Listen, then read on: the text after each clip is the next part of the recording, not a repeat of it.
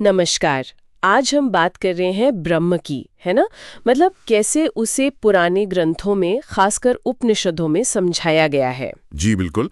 और हम ये देख रहे हैं कि कैसे कुछ शब्द जो सुनने में बड़े आम लगते हैं, जैसे आनंदमय हो गया या आकाश, प्राण, ज्योति। हाँ, ये शब्द कैसे खास मतलब ले लेते हैं। बिल्कुल, कैसे वो ब्रह्म की तरफ इशारा करते हैं।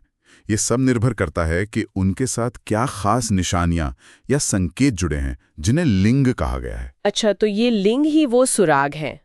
तो हमारी आज की बातचीत इसी पर रहेगी कि कैसे ये ग्रंथ ब्रह्म को दिखाते हैं और ये लिंग कैसे काम करते हैं। हाँ, ये समझना कि भाषा कैसे इशारों में गहरा सच बता सकती है। चलिए तो फिर शुरू करते हैं आनंदमय से। कहा गया है कि ये शब्द ब्रह्म के लिए है, जीव के लिए नहीं। मतलब आनंद से भरा हुआ। हाँ, आनंद जिसका स्वभाव ही है वो।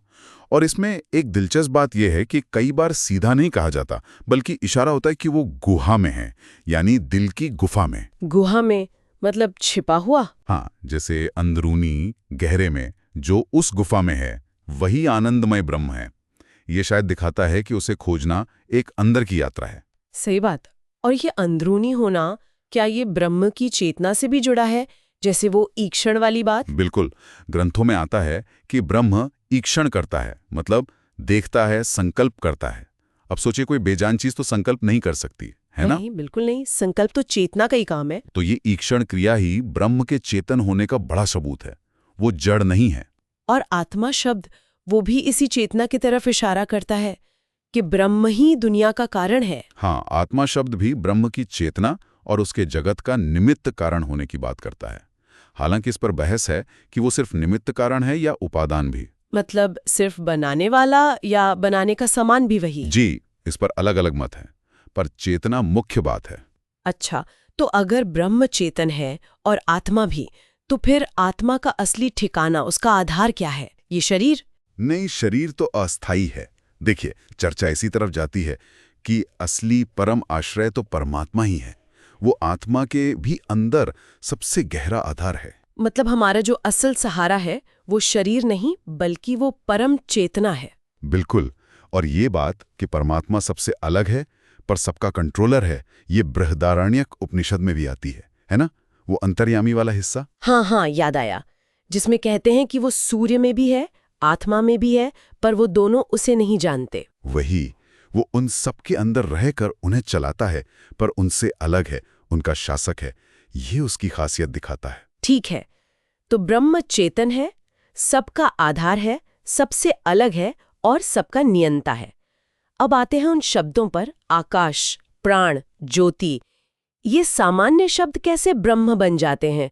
उन लिंगों के बारे में थोड़ा और बताइए। हाँ, तो ये लिंग या लक्षण समझिए कुछ खास पहचान है। जैसे मान लीजिए आकाश शब्द है, आम मतलब तो आसमान है। या खाली जगह। हाँ, पर जब इसके साथ ये बातें जुड़ जाएं कि वो आनंद देता है, सब प्राणी उसी से पैदा होते हैं और उसी में वापस जाते हैं, वो सबसे बड़ा है, उसकी उपासना होती है, अच्छा। तब ये गुण किसी सीमित चीज जैसे आसमान पर फिट नहीं बैठते।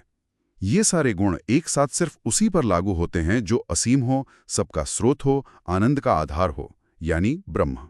समझ गए। तो ये सारे लक्षण मिलकर इशारा करते हैं कि यहाँ आकाश का मतलब ब्रह्म है। बिल्कुल, ऐसे ही प्राण के साथ है।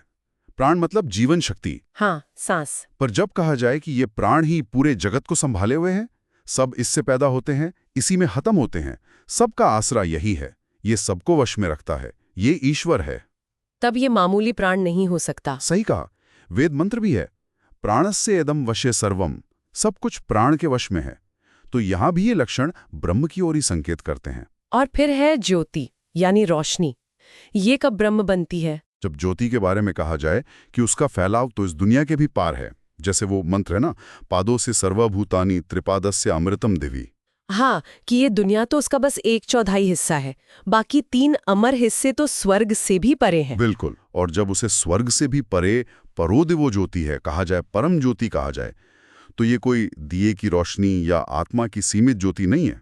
ये असीम प्रकाश है जो ब्रह्म ही हो सकता है। जी। तो निचोड़ यही है कि शब्द का अर्थ अकेला नहीं होता, उसके साथ जुड़े लक्षण, उसका संदर्भ, ये सब मिलकर बताते हैं कि बात किसकी हो रही है। और यहाँ इन उदाहरणों में ये लक्षण इशारा करते हैं कि आकाश, प्राण या ज्योति शब्द ब्रह्म के लिए आए हैं। बिल्कुल, ये दिखाता है कि ग्रंथों को समझने के लिए कितनी गहराई और बारीकी चाहिए। सिर्फ शब्द पकड़ लेने से बात नहीं बनती। ये वाकई सोचने वाली बात है। अगर आकाश और प्राण जैसे शब्द भी सही माहौल में उस परम सत्य का अर्थ दे सकते हैं, तो क्या भाषा खुद एक तरह का पर्दा है जिसके पीछे और गहरे मतलब छिपे होते हैं? शायद हमें हर शब्द को और ध्यान से सुनने की जरूरत है, खासकर जब हम परम सत्य को समझना चाह रहे हों।